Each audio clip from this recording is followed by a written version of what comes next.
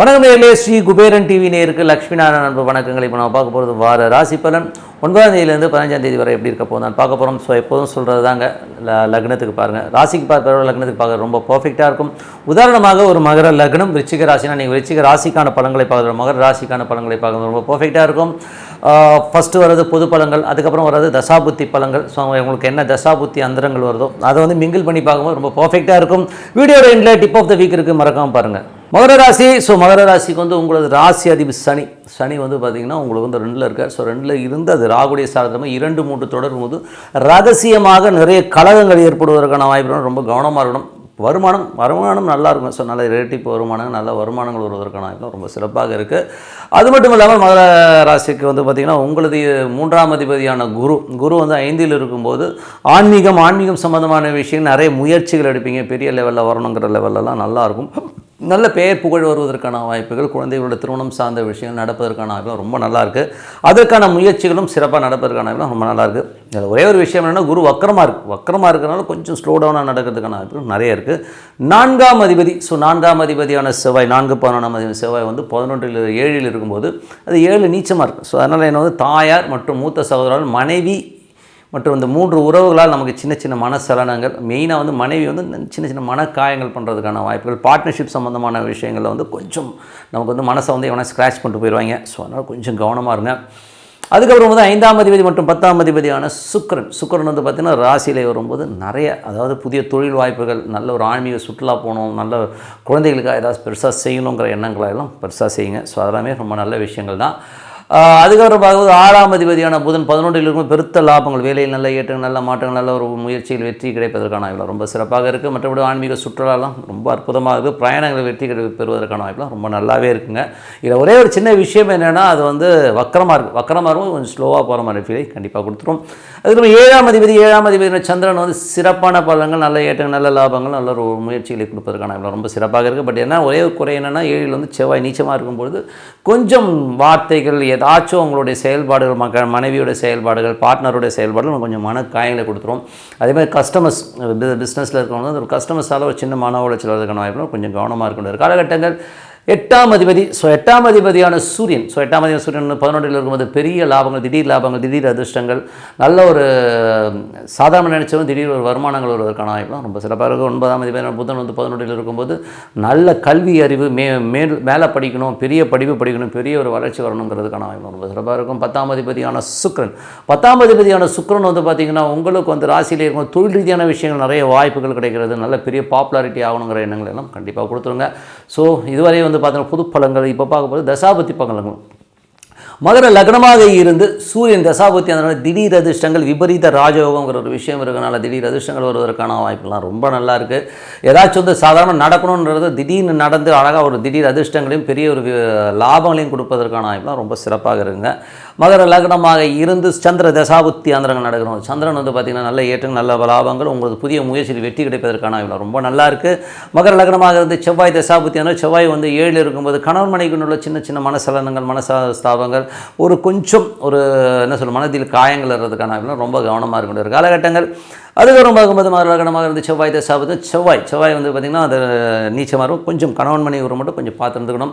மகர லக்னமாக இருந்து ராகு தசாபுத்தி, ராகு வந்து பார்த்தீங்கன்னா 2-3 நட்சத்திர சார பரிவர்த்தனையில் இருக்கும்போது சின்ன கலகங்கள் வருவதற்கான வாய்ப்புகளும் ரொம்ப கவனமாக இருக்கணும். அதுவும் பின்னாடி கலகம் பேசிப்பாங்க, முன்னாடி எதுவும் பேச மாட்டோம். பட் உள்ளுக்குள்ளே குடும்பத்துலேயோ இல்லை வெளியிலேயோ வந்து சின்ன ஒரு கலகங்கள், கொஞ்சம் வந்து புரளி பேசுகிறது மாதிரி விஷயங்கள் நடக்கும், கொஞ்சம் கவனமாக இருந்துக்கணும்.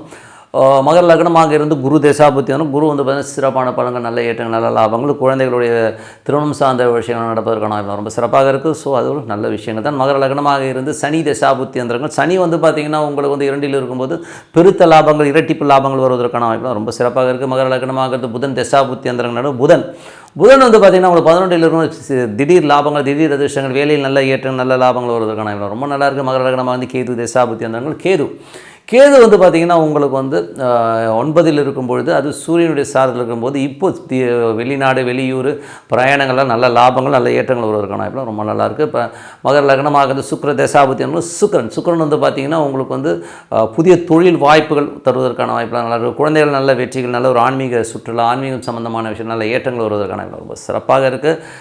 ஸோ என்னை பொறுத்தவரை வந்து நல்ல ஒரு மாற்றங்கள் ஒன்று ஒரு பிரார்த்தனை அவசியங்க. மனதார இறைவனை பிரார்த்தனை பண்ணும்போது கண்டிப்பாக அடுத்த லெவல் போகிறதுக்கான ரொம்ப சிறப்பாக. Tip of the week. So tip of the வீக்கில் வந்து மாந்திரிகம் என்பது நல்லதா கெட்டதா அப்படிங்கிறத பற்றி தான் நம்ம சொல்ல போகிறோம். ஸோ நிறைய பேர் வந்து இந்த பிளாக் மேஜிக்ங்கிற ஒரு விஷயத்தில் வந்து ரொம்ப எடிக்ட் ஆகிருக்காங்க. காரணம் என்னென்னா நிறைய சீரியல்ஸு நிறைய விஷயங்கள் வந்து பார்த்திங்கன்னா இந்த பிளாக் மேஜிக்ங்கிற ஒரு விஷயத்தை வந்து எல்லாருமே மைண்டில் போட்டுக்கிட்டு எனக்கு காரியம் ஆகணும்னா இந்த மாதிரி பண்ணால் எனக்கு இப்படி ஆகிடும் சொல்லி போகிறாங்க.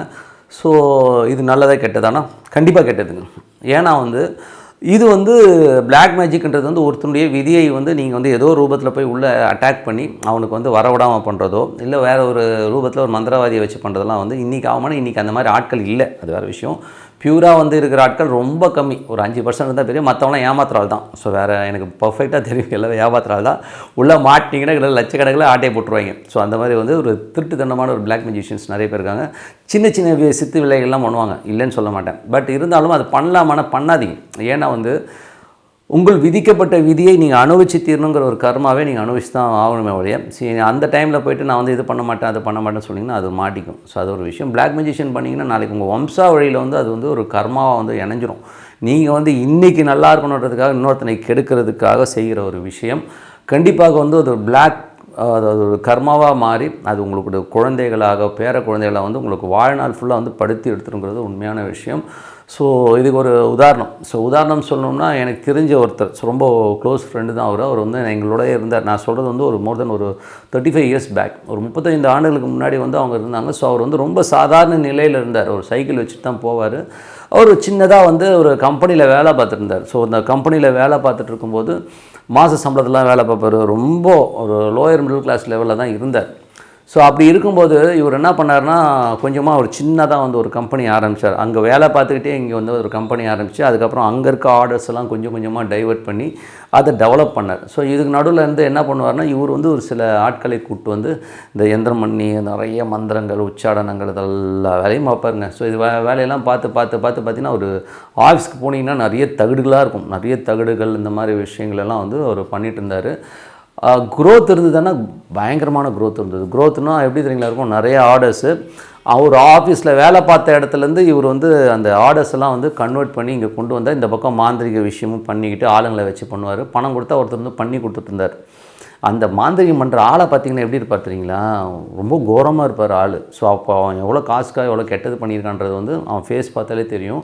அந்த ஆளுக்கு பார்த்திங்கன்னா மண்டேயில் வந்து ஒரு கொண்ட மாதிரி ஒரு இதே வந்துருக்கும், சதையை வந்து ஒரு மாதிரி வெளியில் வந்த மாதிரிலாம் இருக்கும். ஸோ கொஞ்சம் ஒரு மோசமான ஒரு சயின்ஸ் இது, அக்கல்ட் சயின்ஸ்னு சொல்லுவோம். ஸோ பிளாக் மேஜிஷியன்ஸில் வந்து பார்த்திங்கன்னா இந்த மாதிரி பண்ணும்போது அந்த ஆள் வந்து அந்த மாதிரி பண்ணிக்கிட்டே இருந்தார். இவருக்கு வந்து நல்ல வளர்ச்சினா எப்படி சொல்கிறேன்னா ஒரு சாதாரண கம்பெனியாக தொடங்குனது. அதுக்கப்புறம் அந்த வேலையெல்லாம் விட்டுட்டார். அவர் கீழே வந்து ஒரு 10 பேர் வேலை செய்கிறாங்க, 10-15 பேர் அந்த கம்பெனியில் வேலை பார்க்குறாங்க. அதுக்கப்புறம் கார் வாங்குறாரு. அதுக்கப்புறம் ஃபாரின் கண்ட்ரியோட டைப் போடுற அளவுக்கு வந்து இவருடைய வளர்ச்சி இருந்தது.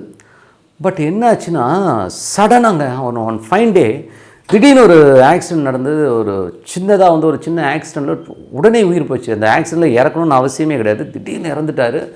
டோட்டல் எல்லாமே ஷட் டவுன் ஆச்சு. அது மட்டும் இல்லாமல் அவருக்கு பெரிய கர்மா என்ன வந்ததுன்னா இவருடைய வளர்ச்சி வந்து என்றைக்கு வந்து அந்த கம்பெனிலேருந்து ஆர்டர்ஸ்லாம் கன்வெர்ட் பண்ணி இது பண்ணாரோ அப்போ வந்து முதல் குழந்தை அவருக்கு ஏற்கனவே இருந்து, ரெண்டாவது குழந்தைய வந்து அது பிறக்கும்போது அது மூளை வளர்ச்சி கூண்டிய ஒரு குழந்தையாக பிறந்துச்சு. அதனால் அதுக்காக எவ்வளோ செலவு பண்ணார். அவருக்கு வேதனைன்னா அந்த குழந்தையால் ரொம்ப வேதனை இருந்தது. ஸோ அவ்வளோ கஷ்டப்பட்டாங்க. ஸோ ஏன் சொல்கிறேன்னா அந்த பிளாக் மேஜிஷியனுங்கிறது வந்து உங்கள் வம்சாவழியை பாதிக்கும் அப்படிங்கிறதுக்கான உதாரணம் இது. ஸோ அவ்வளோ கஷ்டங்களை வந்து அந்த பிளாக் மேஜிஷியன் கொடுத்துரும். ஸோ அதனால் தயவுசெய்து யாராச்சும் வந்து இன்றைக்கி நான் நல்லா இருக்கணும், இன்றைக்கி பணம் வரணும், எனக்கு வந்து இவன் அழியணும், இவன் கெட்டு போகணும், இந்த மாதிரிலாம் வந்து தவறான ஒரு நெகட்டிவிட்டியாக ஒரு சில விஷயம் செய்ய போனீங்கன்னா உங்களது மகன்கள் பேர குழந்தைகள் கண்டிப்பாக பாதிக்கப்படும். அதனால் வந்து தயவுசெய்து அந்த விஷயங்களே போகாதீங்க. அது விஷயத்துக்கு பக்கமே போகாமல் இருக்கிறது ரொம்ப நல்லது. ஏன்னா நான் கண்ணுக்கு அவங்க எவ்வளோ பெயின் தெரியுங்களா. அவங்க காசு இல்லாத போதே அவ்வளோ சந்தோஷமாக இருந்தாங்க. நான் எனக்கு நல்லா தெரியும். காசு இல்லாத போதே அந்த அழகாக சைக்கிளில் போவாங்க. அதுக்கப்புறம் ஒரு ஸ்கூட்டரில் வச்சுருந்தார். ஸ்கூட்டரில் அவ்வளோ சந்தோஷமாக போயிட்டு இருந்த ஃபேமிலி.